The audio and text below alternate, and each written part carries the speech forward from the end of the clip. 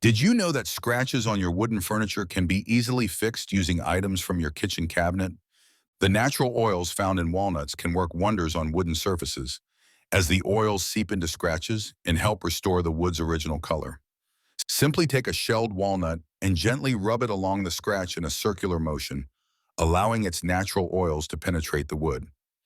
After a few minutes of gentle rubbing, you'll notice the scratch beginning to fade as the wood absorbs the natural oils.